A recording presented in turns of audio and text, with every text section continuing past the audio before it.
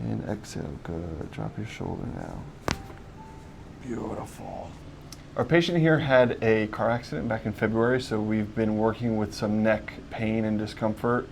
She usually has difficulty turning her neck, but all of her pain is on the left side.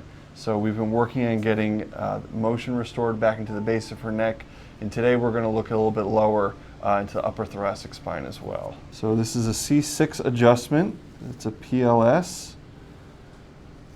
And we'll come right up under here. Take a nice breath in and exhale. Good. Drop your shoulder now.